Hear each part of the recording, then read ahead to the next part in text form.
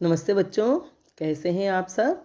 आज हम कक्षा 12 हिंदी साहित्य की पाठ्य पुस्तक अंतरा से पद्य पाठ जयशंकर प्रसाद का अध्ययन करेंगे, जिसमें देवसेना का गीत हम पढ़ चुके हैं और अब पढ़ेंगे कार्नेलिया का गीत। कार्नेलिया का गीत जो है चंद्रगुप्त नामक प्रसिद्ध नाटक से लिया गया है। इसमें ग्रीक सेनापति सेल्यूकस की पुत्री कार्नेलिया प्रातःकाल सिंधु नदी के किनारे अपने शिविर के पास में एक वृक्ष के नीचे बैठी है और भारत की प्राकृतिक सुषमा का अवलोकन करते हुए भाव विभोर हृदय से यह गीत गाती है, जिस गीत का अभी हम अध्ययन करेंगे। और इसमें भारत की संस्कृति की विशेषताएं, भारत की महिमा, गौरव और प्राकृतिक सुषमा को तहे दिल से महसूस करते हुए बहुत ही सुंदरता से प्रस्तुत करती है। तो गीत की पंक्तियां मैं पढ़ना शुरू करती हूँ। अरुण यह मधुमय देश हमारा, जहाँ पहुँच अनजान क्षितिज को मिलता एक सहारा। सरस तामरस गर्भ विभा पर नाच रही तरुशिखा मनोहर, छिटका जीवन हरियाली पर मंगल कुमकुम सारा। तो यह गीत चंद्रगुप्त नाटक से लिया गया है। शब्दार्थ देख लेते हैं पहले, फिर भावार्थ करेंगे। अरुण यह मधुमय देश हमारा। अरुण का मतलब होता है लाल, लालिमा। और मधुमय, मधुमय, मधु से युक्त, मधु मने शहद या मिठास, तो शहद सा मीठा, मधुरता या मिठास से युक्त। तो अरुण यह मधुमय देश हमारा। कार्नेलिया कह रही है कि यह प्रातःकाल की लालिमा से युक्त, अरुण मतलब प्रातःकाल, प्रातःकाल का समय है और वो प्रातःकाल गीत गा रही है। तो प्रातःकाल का समय जो है सूर्योदय होता है, तो सूर्योदय से पहले जो लालिमा होती है वह आकाश में छाई हुई है। इसलिए वह कह रही है कि यह प्रातःकाल की लालिमा से युक्त मधुमय देश, मधुमय अर्थात शहद सा मीठा, मधुरता और मिठास से युक्त यह देश हमारा है। यह प्यारा भारत हमारा देश है। वह विदेशी युवती होते हुए भी भारत को हमारा देश कह रही है, क्योंकि उसे भारत से इतना अपनापन मिला है कि वह देश इसके लिए पराया नहीं है। ठीक है। तो सूर्य की लालिमा युक्त सुनहरी किरणों से इसका यानी भारत का प्राकृतिक सौंदर्य माधुर्य से भर उठता है और सभी के हृदयों में मिठास, मधुरता और प्रसन्नता भर देता है। तो ये क्यों है हमारा देश मधुमय? क्योंकि प्रातःकाल के समय सभी के हृदय मिठास से, मधुरता से और प्रसन्नता से भर जाते हैं। इतना सुंदर, इतना खूबसूरत, इतना निर्मल, इतना पवित्र प्रातःकाल सूर्योदय का समय हमारे देश में होता है, जहाँ पहुँच अनजान क्षितिज को मिलता एक सहारा। जहाँ पहुँच अनजान क्षितिज, क्षितिज उसे कहते हैं जहाँ सूर्य, जहाँ आकाश और पृथ्वी मिलते हुए दिखाई देते हैं, है ना। क्षितिज माने जहाँ पृथ्वी और आकाश मिलते हुए दिखाई देते हैं। मिलता एक सहारा, सहारा माने सहयोग मिलना, सहारा मिलना, साथ मिलना। अनजान माने जो कुछ जानते नहीं। तो आगे वह कह रही है कि यहाँ पहुँचकर अनजान क्षितिज, अर्थात क्षितिज वही जहाँ धरती और आकाश मिलते हुए दिखाई देते हैं, लेकिन आप निरंतर चलते रहो ऐसा कभी होता नहीं है। मतलब क्षितिज हम उस अवस्था को कहते हैं जब हम देखते हैं छत पर खड़े होकर के या कहीं से भी आसमान की तरफ, तो ऐसा लगता है जैसे आसमान और धरती मिलते हुए दिखाई दे रहे हैं। आप भले निरंतर चलते रहें, लेकिन ऐसा कभी भी नहीं होगा कि आकाश और धरती कहीं मिल रहे हैं। तो चलते चलते ऐसे क्षितिज तो नहीं मिलेगा, किंतु लोगों को चलते चलते इस देश का सहारा अवश्य मिल जाता है ना। अनजाने लोगों को जो इस देश की तरफ बढ़ते हुए आते हैं, तो उन्हें इस देश में सहारा जरूर मिल जाता है। चाहे आप कितना ही चलते रहो, क्षितिज तो नहीं मिलेगा, लेकिन अनजान लोगों को, अनजान व्यक्तियों को इस देश में सहारा अवश्य मिल जाता है। ज्ञान के प्यासे लोगों को भी सहारा और परिचय प्राप्त होता है, अपने आप को वे जान पाते हैं, है ना। तो जहाँ पहुँच अनजान क्षितिज को मिलता एक सहारा। जयशंकर प्रसाद की छायावादी कवियों की एक एक पंक्ति में इतने गहरे और गंभीर भाव भरे हुए हैं कि आप जितना चाहो उस पर चर्चा कर सकते हो। जितने भाव जितनी बार पढ़ो उतनी बार और नए नए भाव आपके हृदय में उत्पन्न होते हैं। उनकी मनोदशा तक तो हम नहीं पहुंच सकते कि उन्होंने किस भावस्थिति में, किस मनस्थिति में काव्य रचना की, लेकिन फिर भी हम प्रयास करके जितना हो सके उनके अर्थों की गंभीरता तक पहुंच सकते हैं। तो जहाँ पहुँच अनजान क्षितिज को मिलता एक सहारा, मतलब जहाँ पहुँचकर, जिस देश में पहुँचकर अनजाने लोगों को भी सहारा मिल जाता है। जो ज्ञान के पिपासु होते हैं, ज्ञान के प्यासे लोग होते हैं, उनको भी इस देश में ज्ञान प्राप्त होता है, अपने आप को भी वे जान पाते हैं। यह धरती ऋषि मुनियों की धरती है, इसलिए उनसे यहाँ अथाह ज्ञान रूपी सहारा और साथ प्राप्त होता है। कोई यहाँ आकर अनजाना, अज्ञान या अपरिचित रह जाए, मतलब कोई यहाँ आकर अनजाना, अज्ञानी या अपरिचित रह जाए, ऐसा नहीं हो सकता। अर्थात सभी को यहाँ एक संतोष अवश्य प्राप्त होता है। ऐसा हमारा देश है। सरस तामरस गर्भ विभा पर नाच रही तरुशिखा मनोहर। सरस, सरस मने रस सहित, रस से परिपूर्ण। तामरस का अर्थ है कमल, और गर्भ विभा पर, गर्भ मने कमल के जो तंतु, कमल के जो कोश होते हैं उसे, और विभा मने प्रकाश, कांति। तरु शिखा, तरु मने वृक्ष, और शिखा मने वृक्ष की चोटी पर, वृक्ष के ऊपरी हिस्से पर, या जो फुनगियाँ होती है एकदम वृक्ष के पत्ते वगैरह के अंतिम भाग जो होते हैं एकदम वृक्ष का ऊपरी हिस्सा। और मनोहर मने मन को हरने वाला, मन को मुग्ध करने वाली। तो सरस तामरस गर्भ विभा पर नाच रही तरुशिखा मनोहर। तो सूर्य की जो प्रातःकालीन किरणें हैं वे तरु शिखा, पेड़ों की शिखाओं पर, ऊपरी हिस्सों पर, फुनगियों पर गिर रही है, और उससे पेड़ और पत्ते भी स्वर्णिम दिखाई दे रहे हैं। जब उन पर वो सूर्य की किरणें पड़ रही है, स्वर्णिम किरणें, लालिमा से युक्त किरणें, तो पेड़ और उसके पत्ते भी स्वर्णिम दिखाई दे रहे हैं। और उन पत्तों से छनकर वे स्वर्णिम किरणें सरस तामरस, सरस कमलों पर गिरती है, रस से परिपूर्ण पुष्पों पर गिरती है, और उनके कोशों और तंतुओं तक पहुँचती, गर्भ मतलब उनके कोशों और तंतुओं तक पहुँचती है, तो वे भी गर्भ विभा पर, तो वे भी प्रकाशमान, आलोकित और आभा से भर जाते हैं। और पेड़ से गिरती हुई किरणें ऐसी लगती हैं जैसे वो उन कमलों पर नृत्य कर रही है ना। नाच रही तरुशिखा मनोहर, पेड़ के शिखरों, पेड़ों के शिखर पर तो वो गिरती है, और नाचती हुई, छन छनाती हुई जब वो नीचे कमलों पर गिरती है तो ऐसा लग रही है जैसे वे नाच रही है, नृत्य कर रही है। सूर्य की किरणें छिटका जीवन हरियाली पर मंगल कुमकुम सारा। और आपको जो ये सौंदर्य का साक्षात अनुभव करना है, मतलब साक्षात अनुभव करने पर ही आपको ये महसूस होगा जो इन पंक्तियों में भाव है, इन काव्य पंक्तियों में जो व्यक्त हो रहा है। कभी प्रातःकाल जल्दी उठकर आप सूर्य की लालिमा किरणों को पेड़ों और पौधों पर गिरते हुए और उनसे छन कर नीचे गिरते हुए देखोगे तो किरणों का सौंदर्य आपको भाव विभोर कर देगा। प्रसाद जी प्राकृतिक सौंदर्य के कितने अनोखे चित्रकार हैं, यह आपको इस कविता से अनुभव होगा, है ना। तो छिटका जीवन हरियाली पर मंगल कुमकुम सारा, सरस तामरस गर्भ विभा पर नाच रही तरुशिखा मनोहर, छिटका जीवन हरियाली पर मंगल कुमकुम सारा। जैसे वे किरणें नाच रही है हरियाली पर, अपना मंगल कुमकुम बिखेर करके उन्होंने हरियाली पर, हरे भरे पौधों पर, हरे भरे वृक्षों पर, लाल रंग का जो लालिमा है सूर्य की, वह जैसे मंगल कुमकुम का प्रतीक है। कुमकुम भी होता है लाल रंग का, और सूर्य की किरणें हैं लाल रंग की, स्वर्णिम। तो ऐसे लग रहा है जैसे उन्होंने हरियाली पर सारा मंगल कुमकुम छिड़का दिया है, बिखेर दिया है। तो जैसे एक किरणें नृत्य कर रही है, जीवन रूपी हरियाली पर मंगल कुमकुम छिड़क कर, मतलब ऐसा प्रतीत हो रहा है जैसे हरियाली पर कुमकुम छिड़क दिया गया है, हरे भरे पेड़ पौधों पर। सूर्य की लालिमा कुमकुम का प्रतीक है, सूर्य की लालिमा यानी लाल रंग सूर्य का जो होता है वह कुमकुम का प्रतीक है। और सभी का जीवन रूपी हरियाली पर, यहाँ जीवन हरियाली में रूपक अलंकार है, छिटका जीवन हरियाली पर, जीवन रूपी हरियाली पर। तो प्रातःकाल जागते ही सभी का जीवन, मतलब हम सभी जो है प्रातःकाल जागते ही प्रसन्नता, उमंग और उत्साह का अनुभव करते हैं।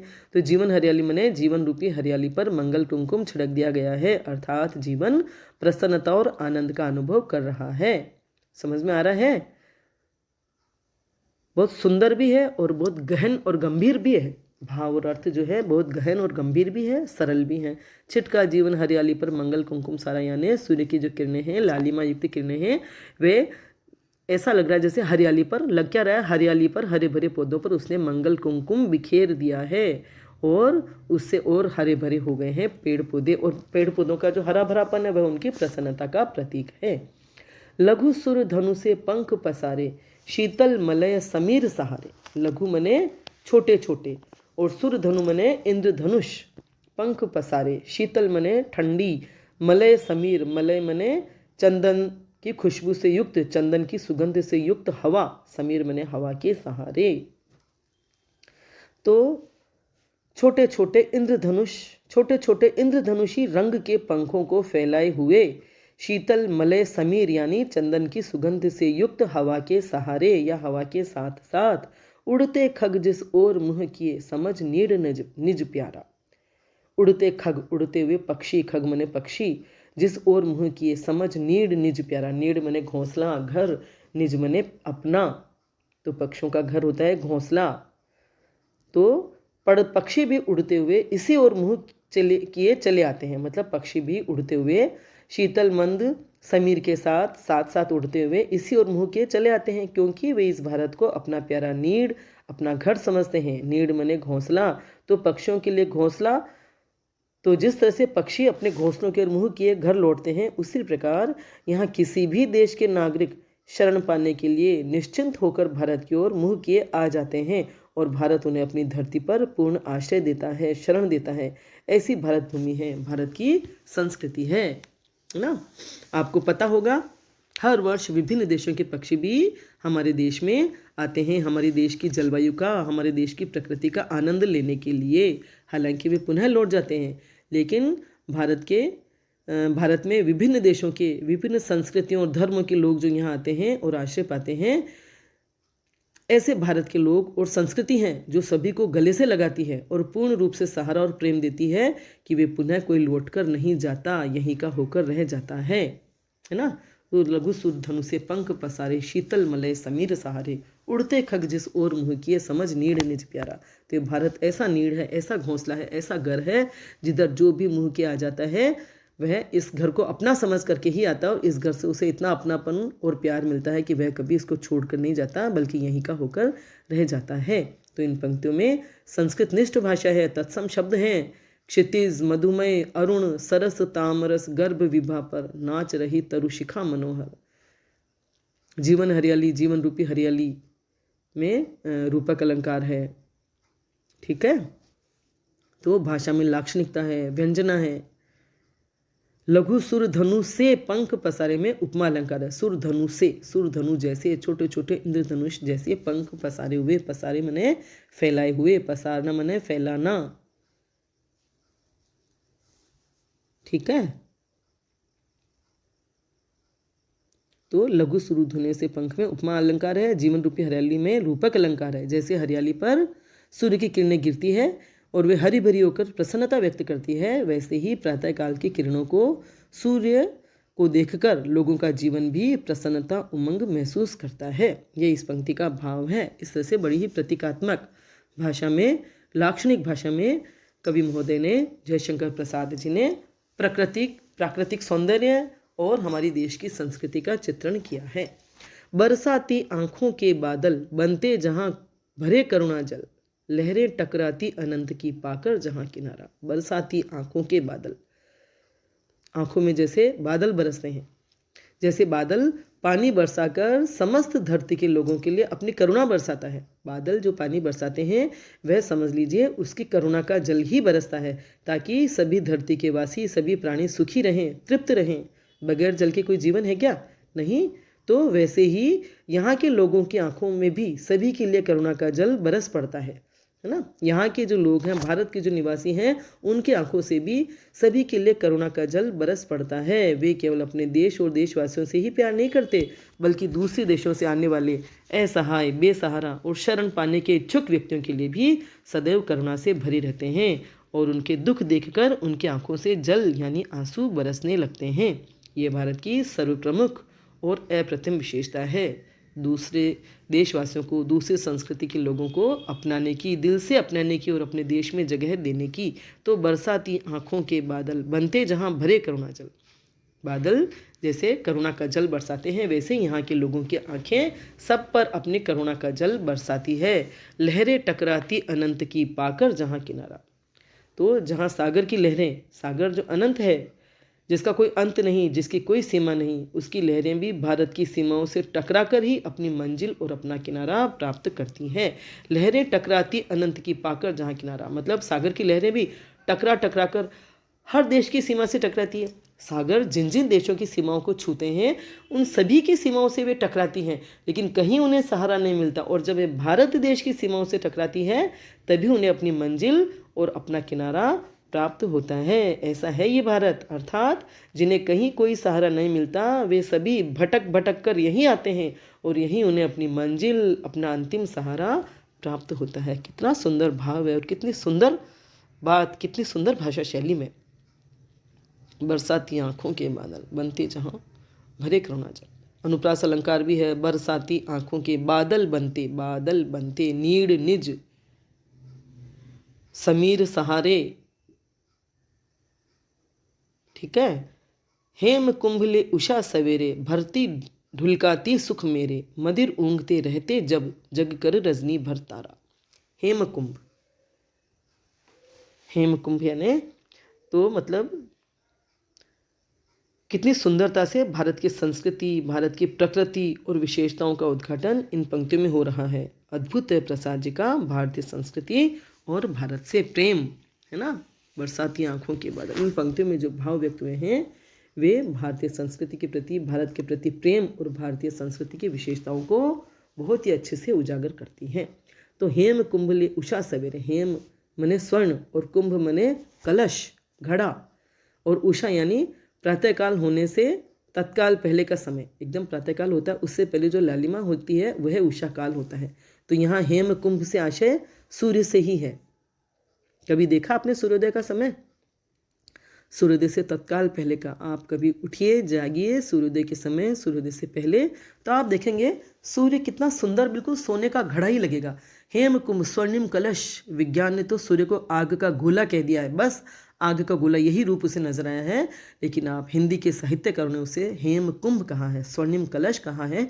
और आपको ये स्वर्णिम कलश देखना है तो सूर्योदय से पहले उठिए और आप छत पर जाइए और देखिए कि सूर्य का गोला, जो सूर्य है कितना सुंदर, कितना खूबसूरत, लालिमा से युक्त, एकदम गोल गोल, कितना प्यारा लगता है।